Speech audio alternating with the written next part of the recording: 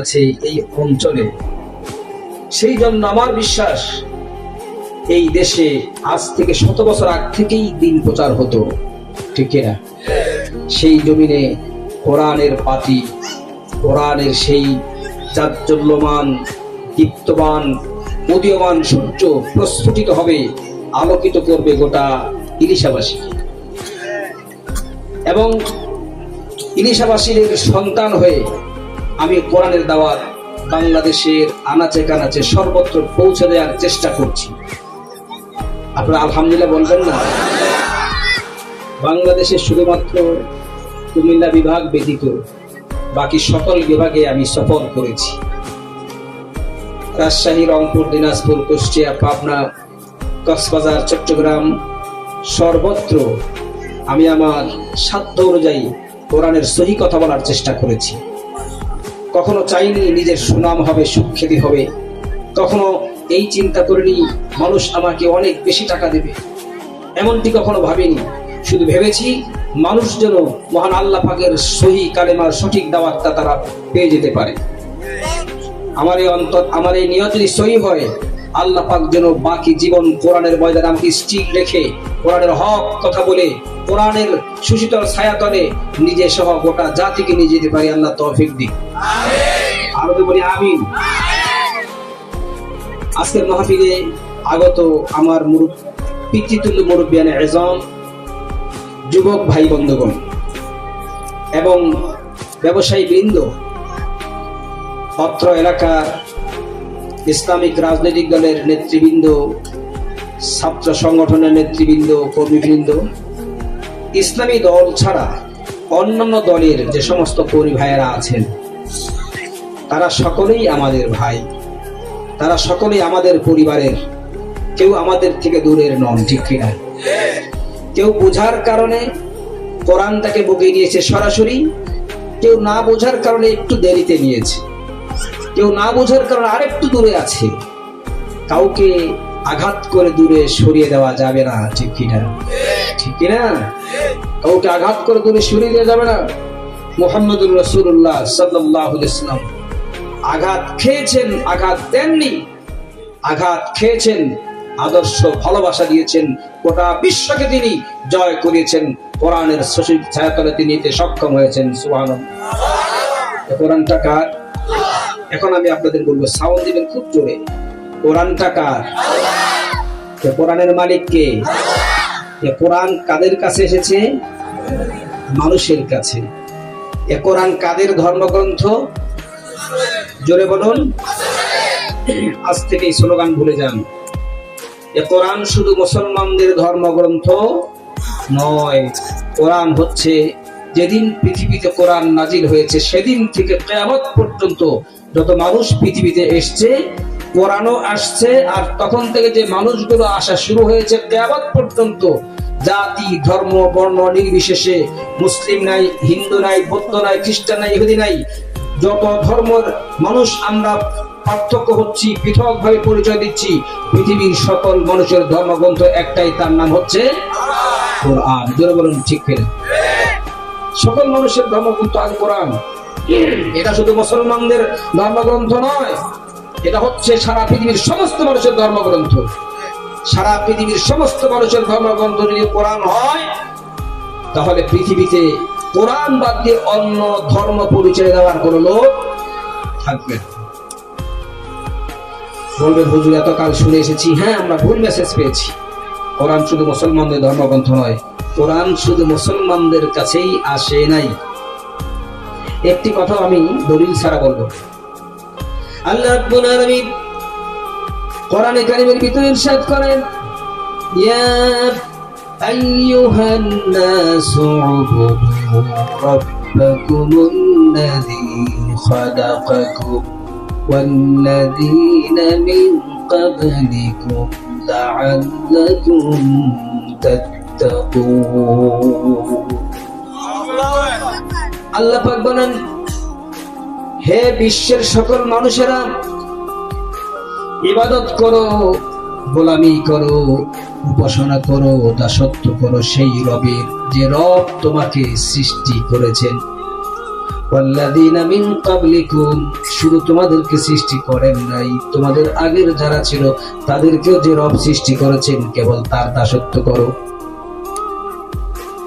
আপনারা জবাব দিন, মুসলমানের স্রষ্টাকে আল্লাহ, হিন্দুর স্রষ্টাকে আল্লাহ, খ্রিস্টানের স্রষ্টাকে আল্লাহ, ইহুদির স্রষ্টাকে, মগ মুরং চাকমা কুকি জাতি উপজাতি সকলের স্রষ্টাকে। যদি পৃথিবীর সকল মানুষের স্রষ্টা আল্লাহই হয়ে থাকেন, সে আল্লাহ বলছেন উবুদু রাব্বাকুমুল্লাযী খালাকাকুম, ইবাদত করো, দাসত্ব করো সেই রবের যে রব তোমাকে সৃষ্টি করেছেন। বলুন সুবহানাল্লাহ।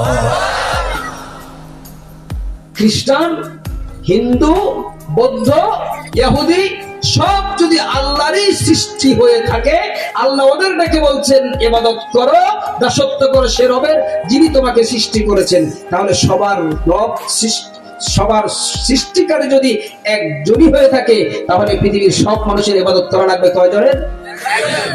জোরে বলুন কয়জনের? আর সে দাওয়াত দিচ্ছেন আল্লাহ কিসের মাধ্যমে?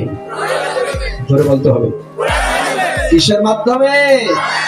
হ্যাঁ, কোরআনে আল্লাহ বলেন না ইয়া আইয়ুহাল মুসলিমুন উবুদু রাব্বাকুম, হে মুসলমানেরা আল্লাহর ইবাদত করো। কোরআন এটা বলেনি, কোরআন বলেছে ইয়া আইয়ুহান নাস, ও ম্যানকাইন্ড, বিশ্বের সর্বকালের সর্বযুগের সমস্ত মানুষেরা। তার মানে হচ্ছে কোরআন সমস্ত মানুষদেরকে ডেকেছে। এখন হিন্দু, বৌদ্ধ, খ্রিস্টান ওরা মানুষ না অমানুষ? ওরা মানুষ না? সবাই মানুষ। তাহলে কোরআন ডাক দিল সকলকে, কারণ কোরআনটা সকলেরই কোরআন। কোরআন হচ্ছে সার্বজনীন, কারো ব্যক্তিগত সম্পদ নয়, সর্বজনের। সার্বজনীন শব্দের অর্থ কি? সর্বজনীন। আজ পৃথিবীতে খ্রিস্টানরা, বৌদ্ধরা, হিন্দুরা, ইহুদিরা মনে করে কোরআন মুসলমানদের ধর্মগ্রন্থ, এটা আমাদের গ্রন্থ নয়। সেই কারণে তারা সুযোগ পেলে কোরআনে আগুন দেয়, কোরআন পড়ে ফেলে, কোরআনওয়ালাকে অপমান করে। আমরা মুসলমানরা যদি ওদেরকে বুঝিয়ে বলতে পারতাম কোরআন শুধু মুসলমানদের উপর নাজিল হয় নাই, তোমাদের উপর নাজিল হয়েছে, এটা তোমাদেরও ধর্মগ্রন্থ, এটা যদি ওরা বুঝতে পারতো, কোনোদিনও তারা কোরআনের গায়ে আগুন লাগিয়ে দিত না। কোরআনের গায়ে আগুন লাগানোর পেছনে ওরা দায়ী নয়, তার আগে আমরা দায়ী, ওদেরকে বোঝাতে ব্যর্থ হয়েছি। ঠিক কিনা বলো? এবার আসুন, পৃথিবীতে সনাতন ধর্মের নাম কি? আমি যত প্রশ্ন করি খুব জোরে জবাব দিতে হবে। পৃথিবীতে সনাতন ধর্মের নাম কি? হ্যাঁ, সনাতন ধর্মের নাম হিন্দু। এটা বই পুস্তকে পড়ানো হয়েছে আমাদেরকে, আমরা ছোটবেলা থেকে পড়েছি, কিন্তু তখন মাথায় আসেনি। সনাতন শব্দের অর্থ হচ্ছে প্রাচীন, পুরাতন, সবার আগের। এখানে কোন হিন্দু ভাই থাকতে পারেন, এই মাহফিলে হিন্দু ভাইয়ের আসার অধিকার আছে। আপনি মুসলিম, আপনার এই মাহফিলে আসার যতটুকু অধিকার, ঠিক ততটুকু অধিকার আসার একজন হিন্দুর, বৌদ্ধের, খ্রিস্টানের। কারণ কোরআনটা সবার। যদি জিজ্ঞেস করা হয় সনাতন ধর্মের নাম কি, আমরা মুসলমানরাই বলবো সনাতন ধর্মের নাম হচ্ছে হিন্দু ধর্ম।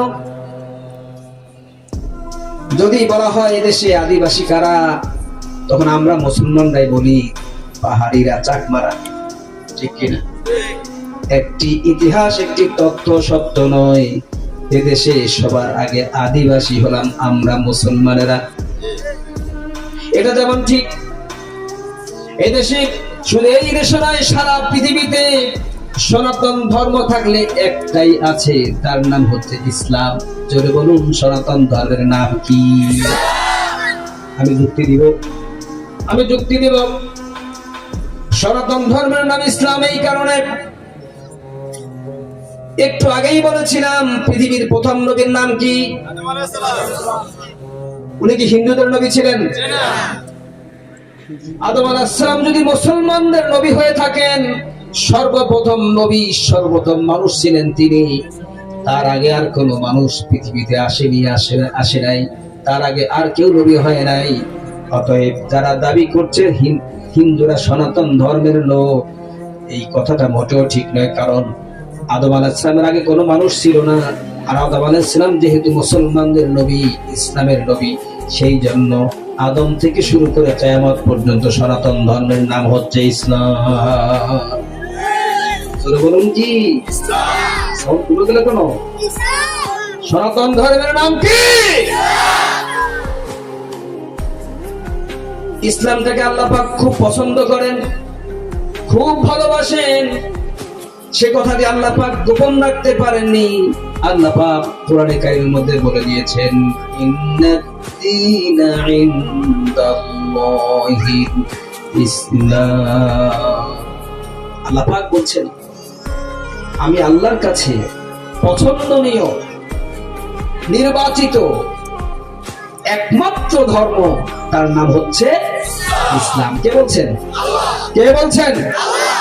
একজন হিন্দু যদি কোরআন পড়ে অর্থ সহ, একজন খ্রিস্টান যদি অর্থ সহ কোরআন পড়ে, একজন ইহুদি যদি অর্থ সহ কোরআন পড়ে, ইসলামের বাহিরে যারা আছে তারা যদি অর্থ সহ কোরআন পড়ে, পড়তে পড়তে যদি এই আয়াত দেখতে পায়, নিশ্চয়ই আল্লাহর নিকট সবচেয়ে পছন্দনীয় মনোনীত ধর্মের নাম ইসলাম, এটা যদি ওরা দেখতে পায়, ওরা চিন্তা করবে আমার স্রষ্টা তো আল্লাহ, আল্লাহর কাছে যেটা সবচেয়ে বেশি পছন্দনীয় আমিও তার মধ্যে ভর্তি হয়ে যাই।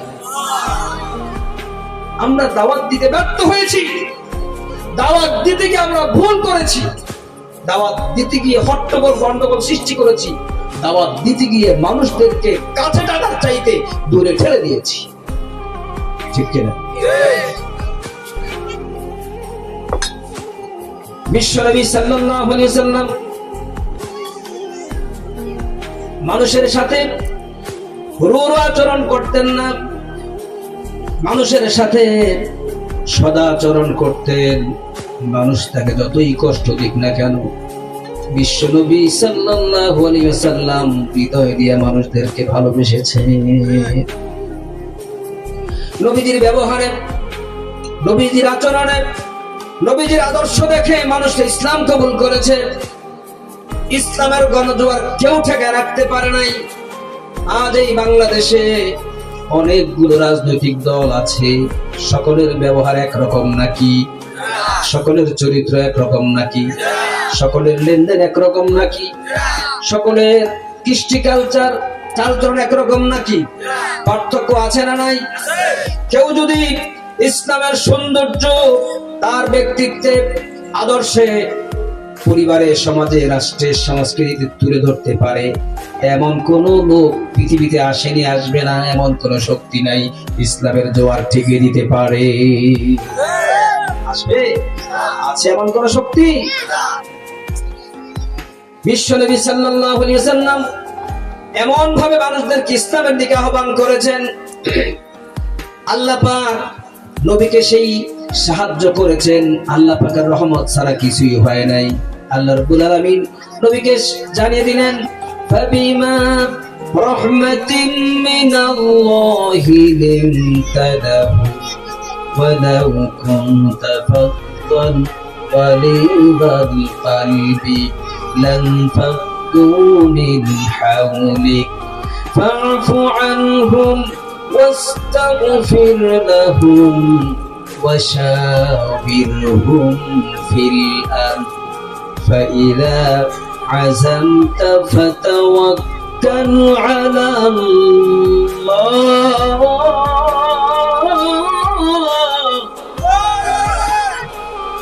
إن الله يحب المتوكلين।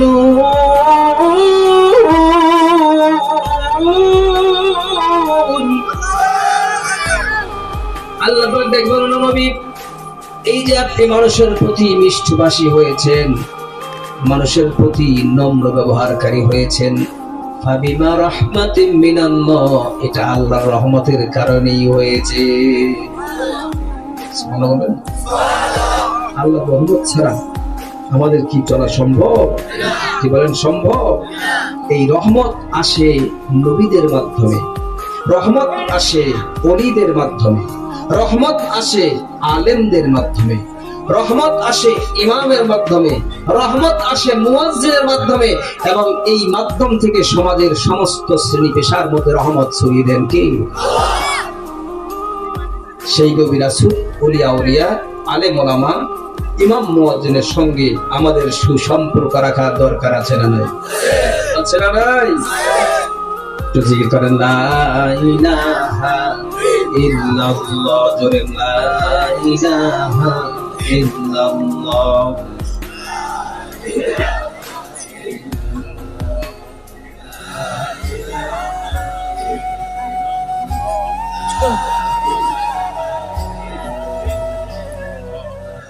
লা ইলাহা ইল্লাল্লাহু মুহাম্মাদুর রাসূলুল্লাহ। হাসবি রব্বি জাল্লাল্লাহ, জোরে হাসবি রব্বি মা ফি কলবি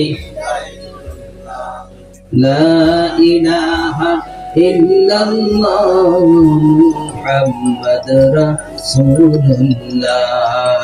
লা ইলাহা ইল্লাল্লাহু মুহাম্মাদুর রাসূলুল্লাহ সাল্লাল্লাহু আলাইহি ওয়াসাল্লাম। তাহলে মানুষের সাথে ব্যবহার কি কড়া মেজাজ হবে, রূঢ় মেজাজ হবে, নাকি সৎ ব্যবহার হবে? আচরণটা কি হবে? নরম হবে। আচরণটা কি হবে? নরম হবে, গরম নয়। তুমি তো নরম আচরণকারী নবীর উম্মত, বললেই হলো না আমি নবীর উম্মত, কাজে কর্মে প্রমাণ দিতে হবে। তোমার ব্যবহারটা নরম, কথা বলার সময় চোখটা মায়াবী, সম্মানিত লোকের সঙ্গে কথা বলার সময় মাথাটা একটু নিচু নিচু, ঠিক কিনা? ঠিক কিনা? নাকি গায়ের জোর?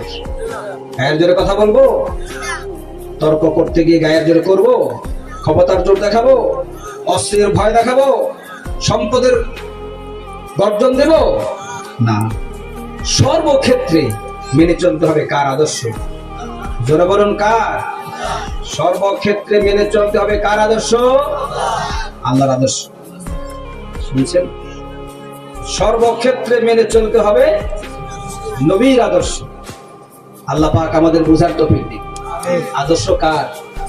আল্লাহ রাসূলের। আদর্শ কার? আইন মেনে চলবো কার? আল্লাহ। আইন মানার পদ্ধতি মানবো কার কাছ থেকে? রাসূলের কাছ থেকে। এখানেই তো বিষয়টা। আমাদের একজন জাতীয় নেতা তিনি বলেছেন রাজনীতির সাথে কোরআনের সম্পর্ক নাই। শুনছেন? শুনছেন বাবা? রাজনীতির সাথে কোরআনের সম্পর্ক নাই। আমার হাতে সময় নাই, আর আপনাদের মাহফিলের ডেট নাই, আজকেই শেষ। নচেত আমি 2-4 দিন একটানা সময় পেলে আমি দেখিয়ে দিতাম রাজনীতি ছাড়া কিছুই নাই। কথা হচ্ছে, রাজনীতি কাকে বলে জানেন? এই যে চেয়ারটা বসে আছি না, এই চেয়ারটা এখন কার? আমার। আর কাউকে বসতে দিবে এখন কমিটি? কেন দিবে না? এটা নির্বাচিত, এটাই সিলেক্টেড, নির্ধারণ করা হয়েছে। তো সৃষ্টি করেছেন আল্লাহ পাক, নির্ধারণ করেছেন আমার সৃষ্টিকৃত মহারাজ্যে আর কারো রাজাগিরি চলবে? আর কোন দাদাগিরি চলবে? চলবে কার? আইন চলবে কার? হুকুম চলবে কার? রহমত চলবে কার? আলো বাতাস কার? শ্বাস প্রশ্বাস কার? অক্সিজেন নাইট্রোজেন কার? জমিন কার? আসমান কার? পাহাড় পর্বত কার? নদী নালা কার? আপনি আমি কার? চক্ষু দিলেন কে? সব দিলেন, সব করলেন তিনি। আইন মানতে হবে তোমার নেতার বানানো পায়রা কোথায়? সব দিলেন তিনি, আর আইন তিনি দিতে ব্যর্থ হয়েছেন, রাজনীতি তিনি দিতে ব্যর্থ হয়েছেন। তোমাদের বানানো তৈরি করা সংবিধান, তৈরি করা আইন কানুন জনগণকে মেনে চলতে হবে আল্লাহকে বাদ দিয়ে। যারা এমনটি মানবে এবং করবে, আল্লাহ বলছেন ওরা মুশরিক। ওরা কি? ওরা কি? আমি বাড়িয়ে বলছি, প্রত্যেকটি কথার দলিল কোরআন থেকে দেব। আল্লাহ রাব্বুল আলামিন বলেন, ওয়ামা ইউমিনু আকসারুহুম বিল্লাহি ইল্লা ওয়া হুম মুশরিকুন। আমরা হিসাব করি সারা পৃথিবীতে 200 কোটি মুসলমান, করি কিনা? 200 কোটি মুসলমান হিসেব করি। এই 200 কোটি মুসলমানদের মধ্যে কত আলেম, পীর, দরবেশ আছে, ইমাম, মুয়াজ্জিন আছে, ওলিয়া উলিয়া আছে, যারা কোরআন পড়ে, হাদিস পড়ে, অর্থ সহ পড়তে জানে, শিখেছে। আর অধিকাংশ মানুষ এমন আছে কোরআন শব্দটাও আরবি দিয়ে লিখতে পারবে না, ঠিক কিনা? এরকম মানুষের অভাব নাই। সেগুলো বাদ দিলাম, শুধুমাত্র যাদেরকে মানুষ আলেম, পীর, দরবেশ মনে করে, যাদের কাছে কোরআন হাদিসের জ্ঞান আছে, এই মানুষগুলি একত্রিত করলে কত মুসলমান হয়। কিন্তু আল্লাহ পাক বলছেন, ওয়ামা ইউমিনু আকসারুহুম বিল্লাহি ইল্লা ওয়া হুম মুশরিকুন। আল্লাহ বলছেন এদের অধিকাংশই মুশরিক, আল্লাহর প্রতি ঈমানদার নয়। অধিকাংশই মুশরিক। 200 কোটি মুসলমান পরিচয় দেই, আল্লাহ বলছেন অধিকাংশই মুশরিক। কে বলছেন? আল্লাহ। কে বলছেন? আল্লাহ। অধিকাংশ, বুঝতে পেরেছেন? 50% নয়, অধিকাংশ, অধিক। আল্লাহু আকবার। তাহলে অধিকাংশ যদি মুশরিক হয়, মুশরিকের জন্য জান্নাত আছে? ভালো করে শুনুন, আমার আলোচনার কালে মজলিসে কথাবার্তা চলে না। এই যে নড়াচড়া করছেন, আই ডোন্ট লাইক ইট, এটা পছন্দ করি না। নিস্তব্ধ নীরবতা, এটা আদব। কোরআনের কথা প্রচার হচ্ছে, তাফসীর হচ্ছে, এর চেয়ে শ্রেষ্ঠ কিছু নেই। সেই জন্য আল্লাহ পাক বলছেন, তোমরা বলছো সব মুসলমান, আমি বলছি না, এদের অধিকাংশই মুশরিক। আমার বাবাজিরা, বিশ্বাস করুন, মুশরিক অবস্থায় যদি কারো মৃত্যু নিশ্চিত হয়ে যায়, আল্লাহর জান্নাত কখনো সে যেতে পারবে না। তার কারণ হচ্ছে আল্লাহ রাব্বুল আলামিন বান্দার মারাত্মক গুনাহগুলো তিনি মাফ করে দেন ইচ্ছা করলে, কিন্তু শিরকের গুনাহ আল্লাহ পাক কাউকে ক্ষমা করে দেন না। কোরআনে কারীমের ভিতরে আল্লাহ রাব্বুল আলামিন বলেন, ইন্নাল্লাহা লা ইয়াগফিরু আন ইউশরাকা বিহি ওয়া ইয়াগফিরু মা দুনা যালিকা লিমান ইয়াশা। আল্লাহ পাক বলছেন, নিশ্চয়ই আল্লাহ বান্দার সব গুনাহ ক্ষমা করেন, কিন্তু একটা গুনাহ ক্ষমা করেন না, সেটার নাম কি? শিরক। সেটার নাম কি? শিরক। এবার আপনারা বলুন, পৃথিবীতে চিরঞ্জীব কে? জোরে বলুন কে? এখন আমাদের দেশে একটা রাষ্ট্রীয় শিরক তৈরি হয়ে গেছে, শিখা অনির্বাণ দাউ দাউ করে জ্বলছে। এটা শিরক নাকি? শিরক না, বলেন তো দেখি, এটা শিরক কিনা? এটা অগ্নিপূজার একটা অন্তর্ভুক্ত। জাতীয় স্মৃতিসৌধে মুক্তিযুদ্ধের সূর্য সন্তানরা শুয়ে আছে। আমি যখন সেখানে যাই, মনে মনে দোয়া করি, এদের স্বাধীনতার ত্যাগের কারণে দেশ পেয়েছি, স্বাধীনভাবে চলাফেরা করছি, তাদের জন্য দোয়া করি। কিন্তু 16 ডিসেম্বর এরপরে 26শে মার্চ যখন আসে, একটাও নামাজ পড়ে না, রোজাও রাখে না, কোরআনও পড়ে না, উটের জুতা দিয়ে খালি সেখানে টুকুর টুকুর বাড়ি মাইরা হাজার লক্ষ দলীয় নেতাকর্মী ভিড় দেখায় আবার চলে যায়। এটা তাদের কি উপকারে আসে? বলেন, কোন উপকার আসে নাকি? যতই কিছু করি, কবরস্থান ওই ব্যক্তি কোন উপকারে আসবে? আরে বাবা, এগুলি বলতে গেলে আপনার কলিজে আঘাত লাগতে পারে, কারণ আমার দল তো আমার নেতাই করে, সেজন্য। কিন্তু একটি প্রশ্ন করতে চাই, মানুষ তো ভুলের মধ্যে থাকবে, ভুল নিয়েই থাকবে, তার সংশোধন আছে না নাই? ভুল করে কন্ডম খেয়ে ফেলেছিলেন, আল্লাহ পাক আদমকে জান্নাত থেকে বের করে দিলেন। এরপরে হযরত আদম আলাইহিস সালাম দীর্ঘকাল কান্নাকাটি করতেছিলেন। এত লম্বা সময় তিনি কান্না করেছেন। পৃথিবীতে আদম আলাইহিস সালামের পর থেকে কিয়ামত পর্যন্ত যত মানুষ আসবে সবার হলেন তিনি আব্বা, ঠিক কিনা? আব্বা কাঁদছেন, একদিন দুদিন নয়, 350 বছর কেঁদেছিলেন একটি ভুলের দায়।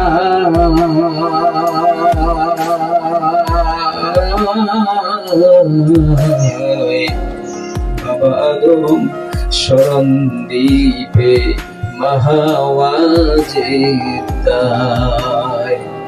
ভুল কয়টা? একটা ভুল করার কারণে আদম আলাইহিস সালাম আর মা হাওয়া আলাইহিস সালাম দুজনকে আল্লাহ পাক পৃথিবীর দুই প্রান্তে ফেলে দিলেন। মানুষ নাই, সঙ্গ দেওয়ার মতো কেউ নাই, নিঃসঙ্গ জীবন।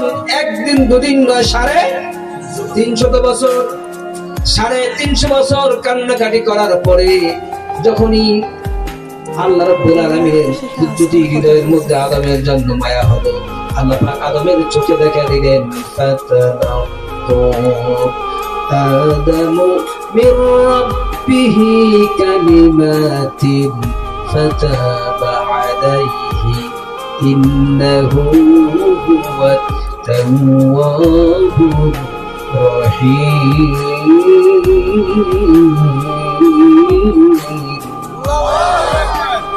আদম দেখলেন একটি কালিমা আরশের গায়ে লেখা, লা ইলাহা ইল্লাল্লাহু মুহাম্মাদুর রাসূলুল্লাহ সাল্লাল্লাহু আলাইহি ওয়াসাল্লাম। কি দেখলেন? একটি কালিমা। এই কালিমার সঙ্গে কার নাম দেখলেন? কার নাম? মহানবীর নাম। আপনারা যদি সিরিয়াস হয়ে থাকেন, সিরিয়াস ভাবে নেন, আপনার ব্রেনে সিরিয়াস ভাবে এটা গ্রহণ করেন, চিন্তা করেন আপনি আমি কেমন নবীর উম্মত। 1,00,000 মতান্তরে 2,24,000 পয়গম্বর পৃথিবীতে আসার আগেই আল্লাহ সুবহানাহু ওয়া তাআলা তার নামের সঙ্গে বিশ্ব নবীর নামটাও জড়িয়ে দিয়েছিলেন। উম্মত বুঝো না তুমি কার উম্মত? তার উম্মত হয়ে তার আনিত ধর্ম গ্রন্থ মহাগ্রন্থ আল কোরআন ছেড়ে কার পিছনে তুমি ছুটছো? কোন নেতার পেছনে, কোন আদর্শের পেছনে ছুটছো, কোন সংবিধানের পেছনে ছুটছো, কোন ইমামের পেছনে ছুটছো? কেউ তোমাকে রক্ষা করতে পারবে না। একজন শুধু সুপারিশের অনুমতি পাবেন, মান যাল্লাযী ইয়াশফা'ু ইনদাহু ইল্লা বিইذনিহি। কে আছে এমন আল্লাহর অনুমতি ব্যতীত সুপারিশ করতে পারে এমন অধিকার কারো নাই। আল্লাহ রাব্বুল আলামিন নবীকে সুপারিশ করার জন্য যখন হুকুম করবেন, নবী দেখবেন অসংখ্য পাপিষ্ঠ উম্মতেরা আমার জাহান্নামে চলে যাবে। নবীজি সুপারিশ শুরু করবেন, আল্লাহর অর্ডার নিয়ে সুপারিশ করতে গিয়ে আমার উম্মত বলবেন।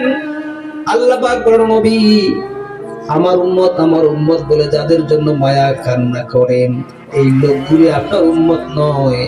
আপনি চলে যাওয়ার পরে আলেম পীর দরবেশরা কোরআন দিয়ে বুঝায়া যখন তাদেরকে আল্লাহর দিকে ডাকছিল, তখন তাদের অন্তর ঘামে নাই।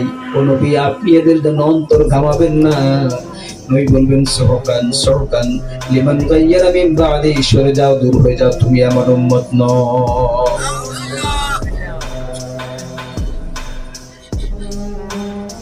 ওই দিনটি কি আপনার আমার সামনে কোনোদিন হাজির হবে? কি বলেন, হবে নাকি? ওই দিনটি কি হাজির হবে? আপনারা মনে করছেন আদম আলাইহিস সালাম থেকে মুহাম্মদুর রাসূলুল্লাহ পর্যন্ত, মুহাম্মদুর রাসূলের শেষ উম্মত পর্যন্ত এত মানুষের বিচার আল্লাহ পাক 6 ঘন্টায় করে ফেলবেন। বিচারের ফাঁক দিয়ে আমি এক দৌড়ে জান্নাতে ঢুকে যাব, আল্লাহ 13 পাবে না। এমনটি মনে করছেন নাকি? কান পেতে শুনুন, হট্টগোল গন্ডগোলের মাধ্যমে কোনো বিচার হবে না। আদম আলাইহিস সালাম থেকে শুরু করে শেষ ব্যক্তি পর্যন্ত কিয়ামতের আগে সমস্ত মানুষ উপস্থিত থাকবে। সমস্ত 1,00,000 মতান্তরে 2,24,000 পয়গম্বর স্টেজের মতো উপস্থিত থাকবেন। সাংবাদিক থাকবে, সাংবাদিক পর্যন্ত আল্লাহর সব ফেরেশতারা থাকবে যারা সংবাদ বহন করত, সাক্ষীরা থাকবে, পিন পতন নীরবতা, এত মানুষ বিলিয়ন বিলিয়ন ট্রিলিয়ন মানুষের বিচার মাত্র 6 ঘন্টায় করবেন।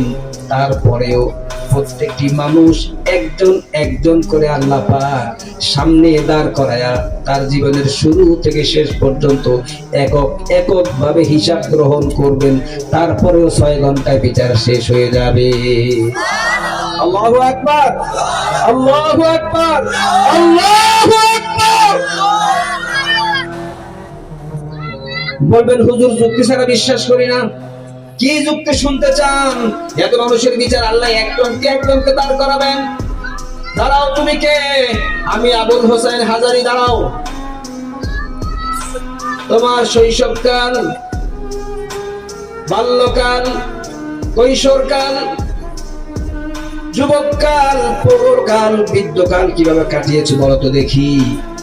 মনে করেছেন প্রশ্নের উত্তর না দিয়ে এদিক সেদিক নড়াচড়া করতে পারবেন? আসলে কি সম্ভব? বিশ্বাস করুন, প্রত্যেকটি মানুষকে এমনি করে দাঁড় করানো হবে আর সব প্রশ্ন উত্তর নেওয়া হবে। উত্তর দিতে না পারলে কি যে ঘটে যাবে বুঝতে পারবেন তখনই। আর উত্তর দিতে পারলে কপালটা ধন্য হয়ে যাবে। বলবেন হুজুর এত crore crore million billion trillion মানুষের বিচার আবার এক একজনকে সামনে নিয়ে কিভাবে তিনি করবেন বলুন তো দেখি।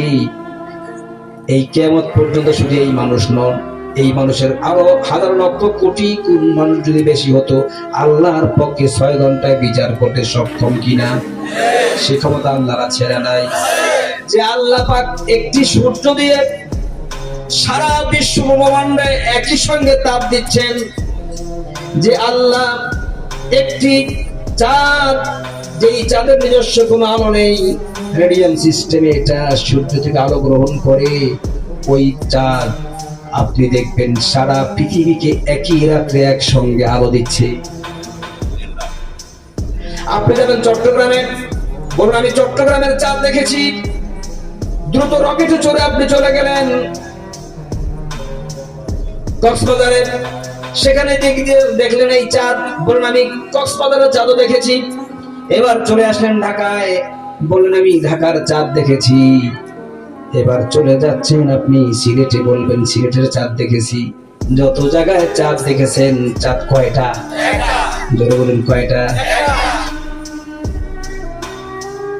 একটা চাঁদ যদি পৃথিবীর 700 কোটি মানুষকে একসঙ্গে আলো দিতে পারে, মিলিয়ন বিলিয়ন ট্রিলিয়ন মানুষকে যিনি সৃষ্টি করেছেন, একটা চাঁদের মধ্যে এত ক্ষমতা দিয়েছেন সবাইকে একসঙ্গে আলো দিতে পারে, ওই মহান স্রষ্টা যিনি এত শক্তিশালী চাঁদ সূর্য সৃষ্টি করেছেন, সে আল্লাহ রাব্বুল আলামিন 6 ঘন্টায় গোটা বিশ্ব লোক সৃষ্ট লোকের বিচার করতে সক্ষম কিনা? তাহলে এটা নিশ্চিত আপনি আমি এক এক করে দাঁড়াবো তার সামনে।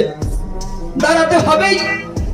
মাথা ঘুরিয়ে কোনো লাভ নেই, একঘেয়েমি কোনো লাভ নেই, তেরামি কোনো লাভ নেই, নেতার চোখ রাগানি দেখে ভয় পেয়ে আল্লাহ থেকে দূরে সরে গিয়ে লাভ নেই। দুনিয়ার পদ পদবী এলাকার আধিপত্য পাওয়ার জন্য, পৃথিবীতে বড় বড় সিংহাসন এর মালিক হওয়ার জন্য, ক্ষমতার মালিক হওয়ার জন্য মানুষের বানানো আইনের পিছনে ছুটে কোনো লাভ নেই। তার কাছে এক এক করে একজন করে দান করে হিসাব দিতে হবেই হবে, কোনো সন্দেহ নাই। নাকি সন্দেহ আছে? আছে কারো সন্দেহ? একদম মনে আমার সন্দেহ আছে। এবার বলুন,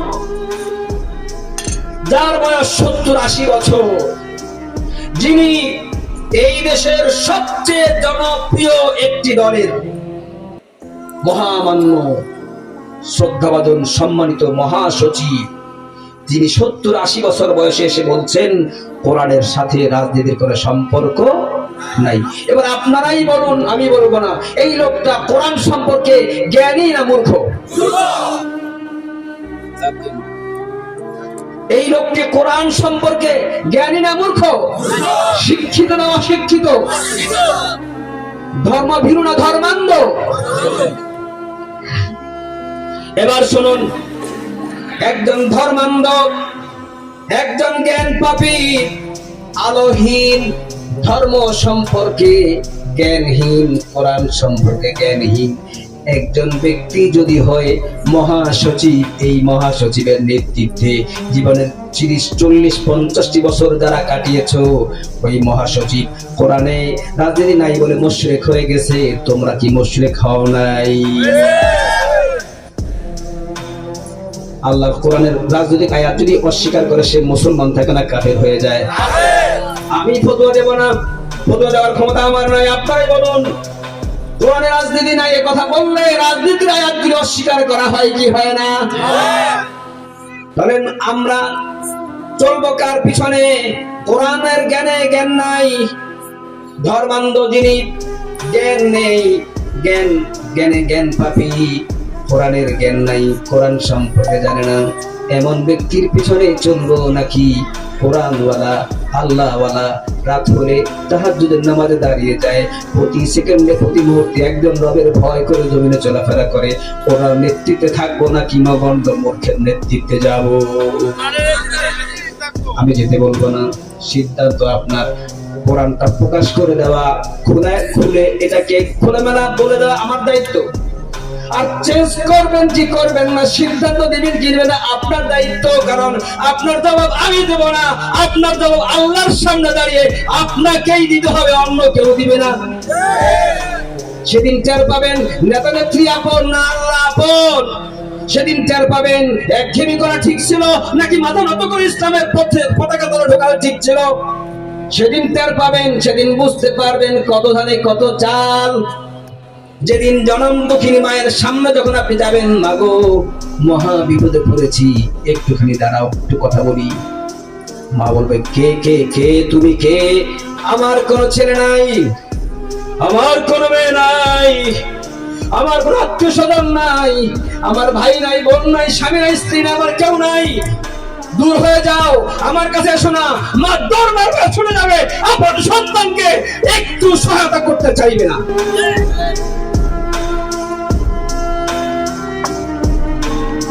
মায়ের এক ধার দুধের দাম কাটিয়া গায়ের চাপ, এক ধার দুধের দাম রে মায়ের, এক ধার দুধের দাম কাটিয়া গায়ের চাপ, পাপুষ বানাইলে ঋণের শোধ হবে না, এমন দরদি ভাবে কেউ হবে না আমার মাগো।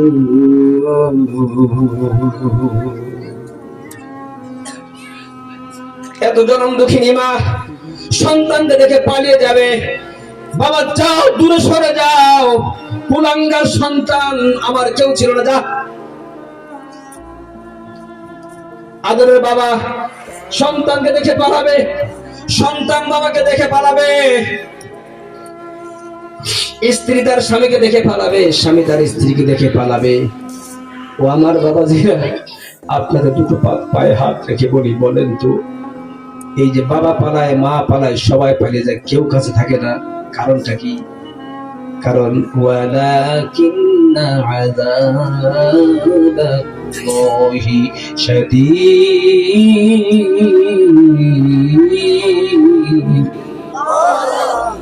কারণ আল্লাহর আযাব বড় কঠিন। আজকে আল্লাহ সবাই ধরে ফেলছে। আল্লাহ যখন ধরছে বাঁচার জন্য নিজে ছাড়া কারো চিন্তা করে না। একদিকে বিচার, আরেকদিকে জাহান্নামের আওয়াজ গর্জন। এত মারাত্মক ভাবে জাহান্নামীরা হাসরের ময়দান থেকে গর্জন শুনতে পাবে। হাসরের ময়দান থেকে জাহান্নামের গর্জন শুনতে পাবে।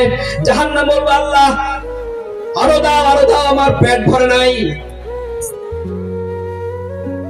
وَكَذَلِكَ حَقَّتْ كَلِمَةُ رَبِّكَ أَنَّهُمْ أَصْحَابُ النَّارِ।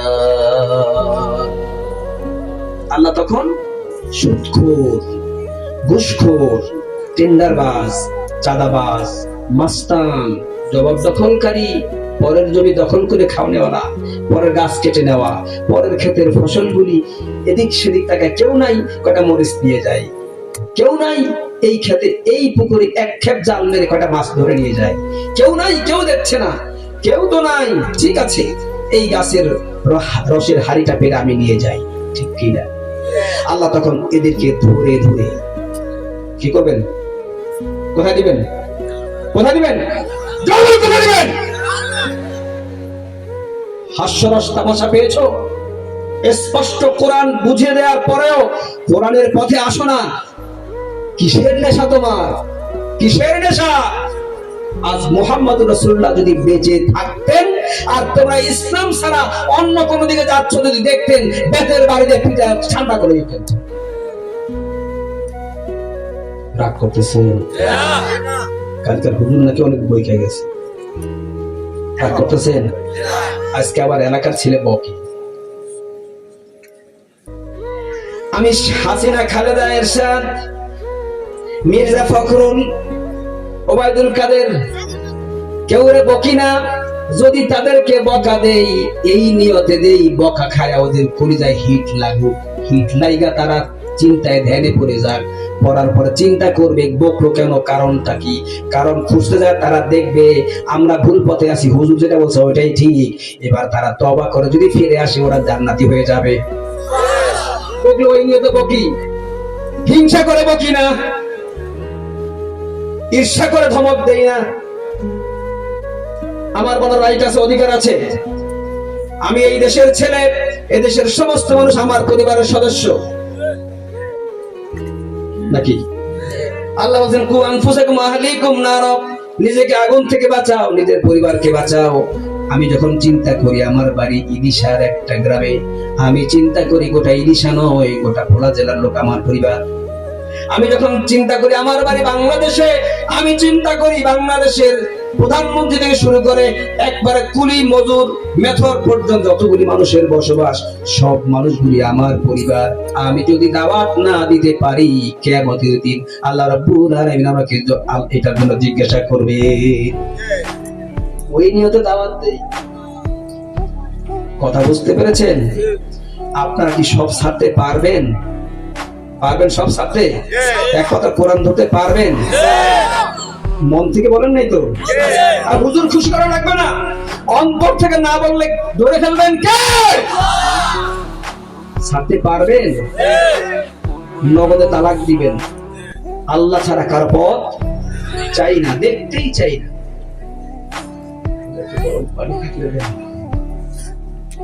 একটু অসুস্থ, বেশ কিছুদিন ধরে অসুস্থ।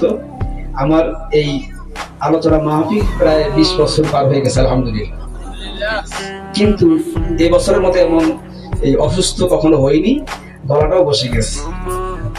আপনারা দোয়া করবেন না? করবেন তো? আবার কিছু কিছু দাওয়াত দেয় না, কিছু কিছু জায়গায় দাওয়াত দেয় না, কয়েক হুজুর রাজনীতির কথা বলে। আচ্ছা কোরআনে যদি রাজনীতির কথা থাকে, আমি যদি না বলি আল্লাহ আমাকে মারবে না?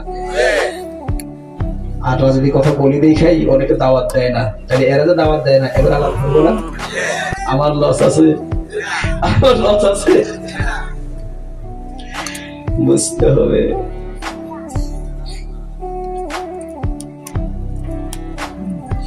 একদিন মাটির ভিতরে হবে ঘরে মোনামা, কেন বান্ধ দালান ঘর।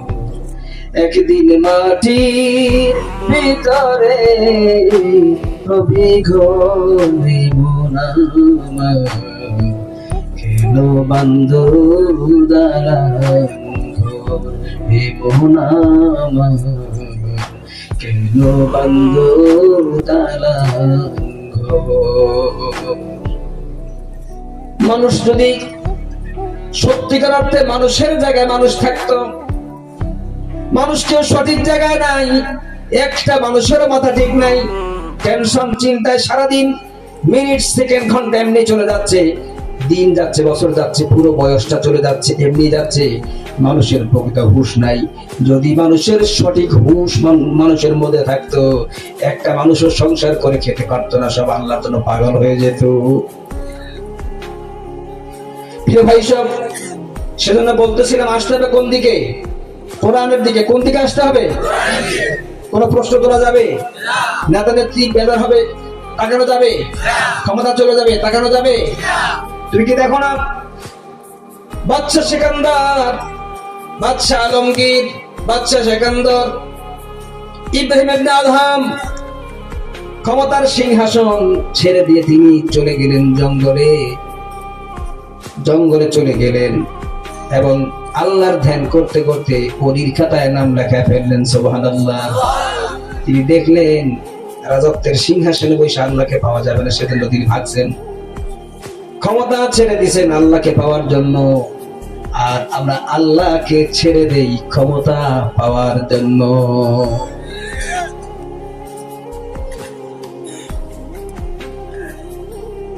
কিতাবের মধ্যে আসছে যা আল কুরআন ইনদা রাসিহি ওয়াস সালাতু আন ইয়ামিনিহি। কোরআনে কারীম যারা পড়ে, অর্থ সহ বুঝে পড়ে, কোরআনে কারীম যারা পড়াশোনা করে, কোরআন বুঝে, কোরআন অনুযায়ী আমল করে, আল্লাহ রাব্বুল আলামিন ওই ব্যক্তিকে কবরের মধ্যে তার মাথার কাছে কোরআনটাকে একজন মানুষ বানায়া কবরের মধ্যে পাহারাদার নিযুক্ত করে দিবে। মৃত ব্যক্তি শুয়ে থাকবে, ফেরেশতারা ঢুকে দেখবে মাথার কাছে একজন বসে আছে। সেটা কে? কোরআন। যারা বলেন কে? কোরআন। ওয়াসসালাতু আন ইয়ামিনিহি, ডান দিকে আরেকজন বসা, উনি কে? নামাজ। উনি কে? নামাজ। বামেও থাকবে, পিছনে থাকবে, নেক আমল করি। যত নেক আমল করবেন এরা আপনাকে ছাড়বে না, আপনার সাথে থাকবে কবরের মধ্যে। যতক্ষণ পর্যন্ত এই আমলগুলির কারণে আপনি জান্নাতে না ঢুকবেন, এই আমলগুলি আপনার সাথে থাকতেই থাকবে। শুধু থাকবেই না, পাহারাও দিবে। প্রিয় ভাই সব, বিশ্বনবী সাল্লাল্লাহু আলাইহি ওয়াসাল্লাম সেই জন্য মানুষদেরকে ডাকলেন, আল্লাহ আল্লাহ ডাক দেওয়ালেন কি, হে পৃথিবীর সব মানুষ ইবাদত করো, দাসত্ব করো, গোলামি করো সেই রবের যিনি তোমাকে সৃষ্টি করেছেন। এখন হিন্দু ভাইরা থাকলে বলেন, খ্রিস্টান বৌদ্ধ ইহুদিরা থাকলে বলেন, আপনাকে কি তুলসী গাছে সেজদা করেন? তুলসী গাছ কি আপনাকে সৃষ্টি করেছে? আপনি মূর্তিকে সেজদা করেন, মূর্তি কি আপনাকে সেজদা করেছে? আপনি চন্দ্র সূর্যকে সেজদা করেন, ওরা কি আপনাকে সৃষ্টি করেছে? কেউ করেনি। কে সৃষ্টি করেছেন? যালিকুমুল্লাহু রাব্বুকুম লা ইলাহা ইল্লা হুয়া খালিকু কুল্লি শাইইন ফা'বুদুহু ওয়া হুয়া আলা কুল্লি শাইইন ওয়াকিল। ওই হচ্ছেন তোমাদের রব, যিনি ছাড়া আর কোনো ইলাহ নাই, আর কোনো মাবুদ নাই, আর কোন স্রষ্টা নাই, আর কোন আইনদাতা বিধানদাতা নাই, রক্ষাকর্তা নাই। একমাত্র একজন খালিকুল কুল্লি শাই, সকল কিছুর স্রষ্টাকে তিনি। তিনি সর্ববিষয়ে তিনি জ্ঞাত, জাননেওয়ালা। তার জানার বাহিরে মানুষের এমন কোন কর্ম নাই যেটা আল্লাহ জানার বাহিরে থাকে। শুধু একটা কথা আজকে নিয়ে যান, মানুষের জীবনের এমন কোন কর্ম নাই যেটা আল্লাহর জানা থাকে না। আছে কি? শুধু একটা ওয়াজ যদি মুখস্থ করে নিতে পারেন, কোন ডাকাত যদি ওয়াজ শুনে আর চিন্তা করে কেউ দেখে না, দেখেন কে? আর ডাকাতি করতে পারছি না, কারণ আমি ডাকাতি করতে যাচ্ছি, আল্লাহ দেখে ফেলছেন। আমি চুরি করতে যাচ্ছি, আল্লাহ দেখে ফেলছেন। আমি খারাপ করতে যাচ্ছি, আল্লাহ দেখে ফেলছেন। তা আমার যদি ঈমান 100-তে 100 থাকে, আল্লাহ দেখেই ফেলতেছেন, আমি তো কোনো খারাপ করতে তখন আর পারবো না। আর যখন কোনো খারাপ করতে পারবো তখন আমি ভালো হতে বাধ্য হয়ে গেলাম কিনা? আর এই বাধ্য হয়ে গেলাম, এটাই হচ্ছে কোরআনের মুজিজা। কোরআন যেখানে লাগে সেটাকে আলোকিত না করে আর ছেড়ে দেয় না। আল্লাহ সে কথা কোরআনে বলেছেন, কিতাবুন আনজালনাহু ইলাইকা লিতুখরিজান নাসা মিনাল যুলুমাতি ইলান নূর। এটা ঠিক করেন, লা ইলাহা, আরো জোরে, লা ইলাহা।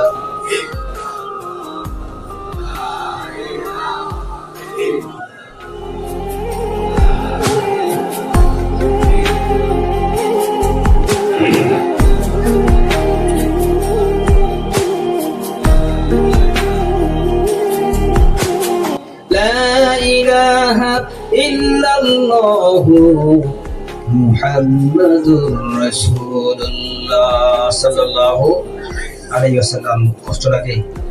মোনাজাত করে দিব? শেষ করব? আর একটু বলবো? কতক্ষণ বলবো? হ্যাঁ, কয়টা? আল্লাহু আকবার। আল্লাহ কবুল করে, আমিন। শুনতে হবে অল্প, আমল করতে হবে বেশি, ঠিক কিনা? একটি কথা বলি মাঝখানে, আমার শুনবেন? ভালো করে শুনেন। মানুষ মরে যাওয়ার পরে কয়টা প্রশ্ন করবে আল্লাহ পাক? কয়টা? এই তিনটা প্রশ্নের একটা প্রশ্ন নামাজ সম্পর্কে নাই, রোজা সম্পর্কে নাই, হজ সম্পর্কে নাই, যাকাত সম্পর্কে নাই। খেয়াল করছেন নাকি? নামাজ, হজ, যাকাত একটা প্রশ্ন আল্লাহ করবেন না। আল্লাহ জিজ্ঞেস করবেন, মার রব্বুকা, তোমার মালিক কে? তোমার রব কে? রব মানে বুঝেন তো? রব কাকে বলে? হ্যাঁ, রব আল্লাহকে বলে না। আরে বুঝেন না, রব কাকে বলে? আলহামদুলিল্লাহি রাব্বিল আলামিন।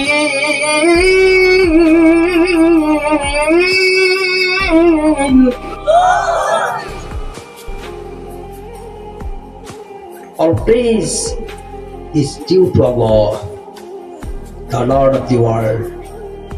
যিনি সারা ওয়ার্ল্ডের লর্ড, যিনি সারা ওয়ার্ল্ডের প্রভু, যিনি সারা ওয়ার্ল্ডের প্রতিপালক, পালনকারী, লালনকারী, তাকে বলে রব।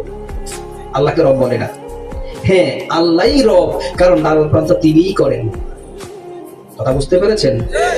স্যার সবাইকেই বলে, বিদ্যালয়ে যারা পড়ায় সবাইকেই স্যার বলে, কিন্তু কেউ হলেন অঙ্কের স্যার, কেউ হলেন ভূগোলের স্যার, কেউ ইতিহাসের স্যার, কেউ ইংরেজি স্যার, ঠিক কিনা? রব এটা আল্লাহর আরেকটি আলাদা ডিফারেন্স ডেজিগনেশন, আলাদা একটা গুণ।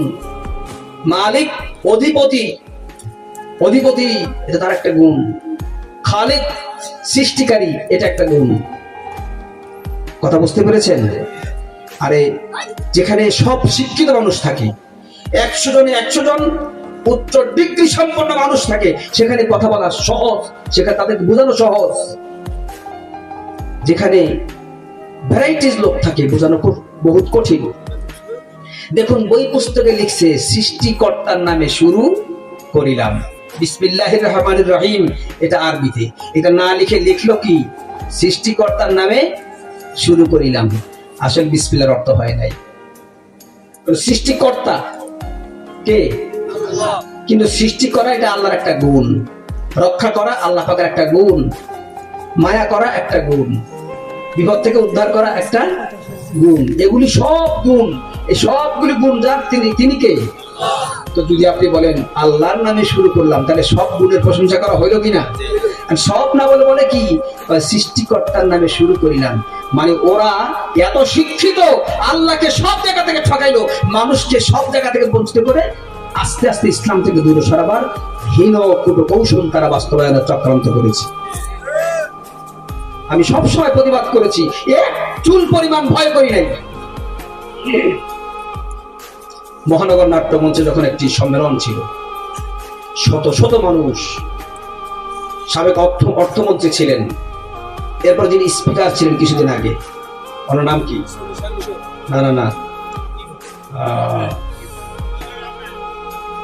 শামসুল হক টুকু, তাই না? উনি ছিলেন। ওবায়দুল মুক্তাদির চৌধুরী এমপি ছিলেন, সম্ভবত মতিয়া চৌধুরী ছিলেন, আরো কয়েকজন এমপি মন্ত্রী সেখানে ছিলেন। আমি প্রথম সারিতে সাংবাদিকরা বসেছে, এরপরে আমার বাম পাশে বাম পাশে একজন পুলিশ অফিসার বসা ছিলেন। তো একজন একটু রং বক্তব্য দিয়েছে, যারা ইসলামের জন্য ক্ষতিকর। হাউজে অনেক লোক ছিলেন, কেউ সাহস পেলেন, আমি দাঁড়িয়ে গিয়েছি। বলছে আপনার বক্তব্য বন্ধ করেন। 3 বার বলার পরে তার বক্তব্য বন্ধ হয়ে গেছে। এদেশে ইসলামী ব্যাংক কেন হয়েছে? মানুষকে সুদ মুক্ত করার জন্য না? এখন এক শ্রেণীর মানুষ ইসলামী ব্যাংকের বদনাম করে, ওনারা ঘুরায় গাড়ায় খায়। এরকম অপপ্রচারের লোক আছে না নাই? আমি আপনাদের কাছে একটা প্রশ্ন রাখতে চাই, আপনি রাস্তায় হাঁটতে যাওয়ার সময় যদি একটি সুন্দর রূপসী মেয়ে পান আর তাকে টেনে এনে যা করার করে ফেলেন, এটা হালাল না হারাম? আর ওই মেয়েটাকে সরাসরি না এনে যে ঘুরে ঘাড়াইয়া বিবাহ শাদী কাজী টাজী দেখে আনেন, হালাল না হারাম? ইসলামী ব্যাংক ঘুরে ঘাড়ায় হালাল করার চেষ্টা করে। যেই সমাজ হারাম দিয়ে ভরপুর হয়ে গেছে, যেই সমাজ অন্যায় ভরে গিয়েছে, যেই সমাজে হিংস্র জানোয়ার পশুর চাইতে নিকৃষ্ট সন্তান তৈরি হয়ে গেছে, যেই সমাজে এই ভোলা জেলায় কখনো মাদকের আশ্রয় ছিল না, এখন ঘরে ঘরে মাদক ঢুকে গেছে। এগুলো কার আমলে হয়েছে, কেন হয়েছে? যে সমাজ নষ্ট হয়ে যাচ্ছে, সেই সমাজকে শুদ্ধ করার জন্য, ভালো করার জন্য আল্লাহ পাকের একদম অকুত ভাই সৈনিকরা ইসলামী ব্যাংক বানাচ্ছে, মানুষের সেবার জন্য ইসলামিক হসপিটাল বানাচ্ছে, মানুষের শিক্ষার জন্য ইসলামিক কলেজ ইউনিভার্সিটি বানাচ্ছে। আর তুমি আমি নামধারী মুসলমান ওদের সমালোচনা করি, খালি ওদের ভুল তুলে ধরার চেষ্টা করি। বিচার হবে কি হবে না? হবে না? যারা ভয় করবো কাকে? জোরে বলেন কাকে? আল্লাহ একটু জিজ্ঞাসা হবে, লা ইলাহা ইল্লাল্লাহ, লা ইলাহা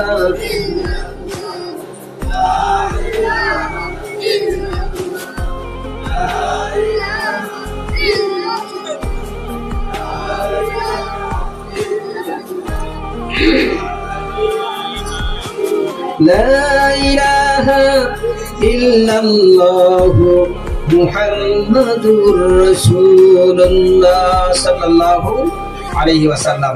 এই দেশকে মাদক মুক্ত করার দরকার আছে না নাই? আর কাকে দিয়ে করাবেন? যিনি নিজেই মদ পান করে তাকে দিয়ে কি মদ মুক্ত করা যাবে? যিনি ধূমপান করেন তাকে দিয়ে কি সমাজ ধূমপান মুক্ত করা যাবে? যিনি নিজেই অবিচার করেন তাকে দিয়ে কি সুবিচার প্রতিষ্ঠা করা যাবে? যিনি নিজেই নামাজ পড়েন না তাকে দিয়ে কি নামাজ ভিত্তিক সমাজ তৈরি করা যাবে? আহা, সেজন্য আল্লাহ রাব্বুল আলামিন বলেন, এমন নেতার পিছনে তুমি যেতে পারবে না যেই নেতা তোমাকে কোরআন শিক্ষা দেয় না, ইসলাম শিক্ষা দেয় না, আদর্শ শিক্ষা দেয় না, নবীর প্রেম ভালোবাসা মহব্বত শিক্ষা দেয় না। এমন নেতার পিছনে যাওয়া যাবে না। কারণ কি? কারণ হলো ইয়াউমা নাদউ কুল্লা উনাসিন বিইমামিহিম। কিয়ামতের দিন আল্লাহ রাব্বুল আলামিন তোমাকে যখন বিচার করার জন্য ডাকবেন, তখন আল্লাহ বলবেন, তোমার নেতা সহ আসো, তুমি কাকে অনুসরণ করছো, কার আদর্শ মেনে চলছো, কার জন্য রাজনীতি করছো, সমাজনীতি করছো, অর্থনীতি করছো, কার জন্য রাস্তায় মিছিলে নেমে শক্তি প্রদর্শন করেছো। ইয়াউমা নাদউ কুল্লু উনাসিম বিইমামিহিম। এই আয়াতখানা কোরআনের আয়াত নাকি আয়াত না? নাকি বানায়া বলছি? তাহলে আপনার নেতাকে সহ আপনাকে যখন আল্লাহ ডাক দিবে, আপনার নেতা যদি এমন থাকে দাঁড়িয়ে একটু নাই মোষ কিন্তু ঠোঁটের বাহির দিয়ে পড়ে, আপনার নেতা যদি এমন হয় নাইট ক্লাবে রাত কাটায়, আপনার নেতা যদি এমন হয় বয়স 80, 90, 100 বছর হয়েছে এখনো পুরা পরিচ আছে, আপনার নেতা যদি এমন হয় আর আল্লাহ যখন ডাক দিবেন, সামনে যখন নেতাকে নিয়ে যাবেন, আপনি কি নাজাত পাওয়ার আশা করার সাহস দেখাতে পারবেন? সেজন্য আমাদের সংশোধন হওয়া দরকার আছে না নাই? এই জন্য সনাতন ধর্মের নাম হচ্ছে ইসলাম। সনাতন ধর্মের নবীর প্রথম নবীর নাম আদম আলাইহিস সালাম। কোরআন কোন শুধু মুসলমানদের কিতাব নয়, কোরআন পৃথিবীর সমস্ত মানুষের কিতাব। কোরআন শুধু মুসলমানদের কি পড়লে হবে না, কোরআন পৃথিবীর সমস্ত জাতি ধর্ম সকল মানুষের কোরআন পড়া দরকার। সেদিন এক হিন্দুকে আমি দাওয়াত দিলাম যে আমি আপনাকে বলে গেলাম, আপনার সাথে আমার পরিচয়। আপনি বলবেন, আল্লাহ এই লোকটা জানতো আমি একটা হিন্দু ধর্ম অনুসরণ করছি, কোরআন পড়ি না, হুজুর আমার কোনো দাওয়াত দেয় নাই। একথা যদি বলতে না পারেন, আমি আপনাকে কোরআন দাওয়াত দিয়ে গেলাম। কোরআনটা শুধু মুসলমানদের নয়, আপনারও। আপনি কোরআন ধরতে পারবেন, পড়তে পারবেন। এখন কিছু হুজুর আমাকে প্রশ্ন করছে, হুজুর উনি আবার ওনারা কোরআন ধরবে কেমনে? এত হিন্দু মুশরিক, ওরা কোরআন ধরবে কেমনে? কোরআন বিনা ওযুতে ধরা হারাম, ঠিক না? ওরা কোরআন ধরবে কেমনে? কোরআন যখন আমার কিতাব আমি ধরবো, পবিত্র হয়ে ধরবো না? তাহলে হিন্দু যখন মনে করবে কোরআনটা ওর কিতাব, তাহলে ও তো পবিত্র হয়ে ধরার চেষ্টা করবে। আর যদি কোরআন হিন্দু বলো খ্রিস্টান ধরতেই পারবে না, মুসলমানরা যদি এমন কথা বলে, কিয়ামত হয়ে যাবে, কোন অবস্থায় ইসলামের স্বাদ পাবে না। তাহলে দায়ী ওরা না তোমরা, ওরা না আমরা। এজন্য আমাদেরকে সঠিক দাওয়াত দিতে হবে, সঠিক দাওয়াত দিতে হবে। কোরআন পৃথিবীর সব মানুষকে ডেকেছে। এবার আসুন, আপনাদের ব্রেন যদি ভালো থাকে বুঝবেন, আল্লাহ প্রথম ডাক দিলেন কোরআনে কি বলে? ইবাদত করো সেই রবের যিনি তোমাকে সৃষ্টি করেছেন। তাহলে যিনি সৃষ্টি করেন নাই তার ইবাদত করা যাবে না। লা তাসজুদু লিশ-শামসি ওয়ালা লিল-কামারি ওয়াসজুদু লিল্লাহি ইন কুনতুম ইয়্যাহু তা'বুদুন।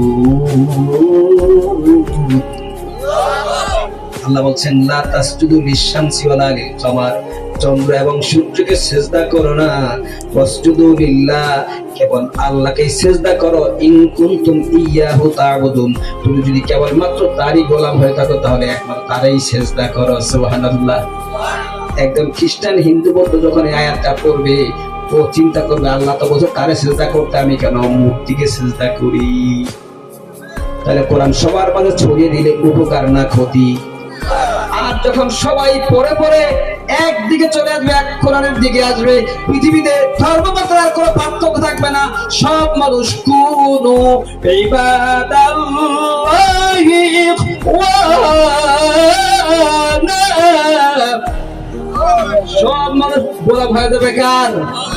দেখেন না, আর কি হানাহানি কাটাকাটি থাকবে? হানাহানি কাটাকাটি থাকার জন্য আল্লাহ কোরআন নাজিল করেন নাই। আল্লাহ প্রেমের নবী, দয়ার নবী, ভালোবাসার নবী হানাহানি কাটাকাটি মারামারি করার জন্য পাঠান নাই। দুঃখের বিষয়, আফসোসের বিষয়, আমরা কি দেখলাম 50টি বছর যিনি আরো কত সুন্দর কোকিল কণ্ঠে কোরআনের কথা বলেছেন, মানুষকে কোরআনের দাওয়াত মানুষকে দিয়েছেন। শুধু বাংলাদেশে নয়, আমেরিকা, ইংল্যান্ডে, ব্রিটেনে, সারা পৃথিবীতে ঘুরে ঘুরে পাগলের মতো কোরআন প্রচার করেছেন। লোকটাকে জেলখানায় ভরে রাখলো, ছোট্ট একটা রুমের মধ্যে আটকায় রাখলো, একটা কম্বল দিল পাতলা ফ্লোরে বিছানোর জন্য, আর একটা কম্বল কোন রকম সেখানে দিয়া লোকটা এক যুগের বেশি সময় পার করলো। ছোট্ট একটা রুমের মধ্যে রাখলো, আর লোকটাকে ধরে নিয়ে মুক্তি দেওয়ার আশা দিয়া লোকটাকে ধরে নিয়ে ইনজেকশনের নামে বিষ প্রয়োগ করে দুনিয়া থেকে বিদায় করে দিল। এই কাজগুলি যারা করে, ওরা যদি আবু জেহেলের সময় পৃথিবীতে বেঁচে থাকতো, নবীর সময়, ওরা নবীকেও ধরে হত্যা করতে দ্বিধা করতো না। কারণ নবী যখন ওদের দল মতের বাহিরে কথা বলতেন ওরা ক্ষিপ্ত হয়ে যেত। আবু জেহেল যেমন নবীর উপরে ক্ষিপ্ত হতো, ক্ষমতা হারাবার ভয়ে, নেতৃত্ব হারাবার ভয়ে। একই কাজ ওরাও করেছে। ও মুসলমানেরা, আমি আফসারউদ্দিন হেলালি কোরআন দিয়ে তোমাদেরকে সঠিক রাস্তাটা দেখায় গেলাম, এরপরে যদি তোমাদের জ্ঞান না হয় তোমাদের বিচার আল্লাহ করবে, আমার কোনো আপত্তি থাকবে না।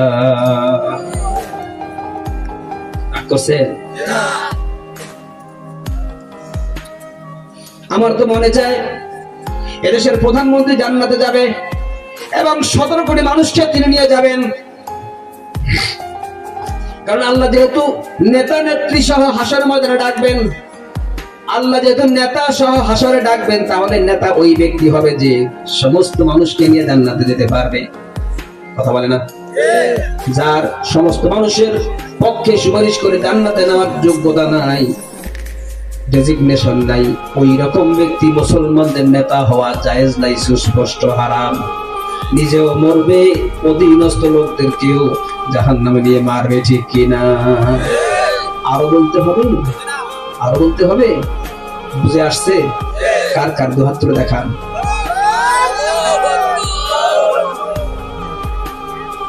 ও আমার বাবাজিরা, এই যে আজকে কথাগুলো বলে গেলাম, এমনও হতে পারে আবার আর 1 বছর পরে মাহফিল শোনার আগেই তো আপনি চলে যেতে পারেন কাপড়ের কাপড় পরে। অনেক কথা বলতে মনে চায়, আপনাদের সময় কম, রাতও বেশি হয়ে যাচ্ছে। অনেক কথা বলতে মনে চায়, সংক্ষেপে বলি।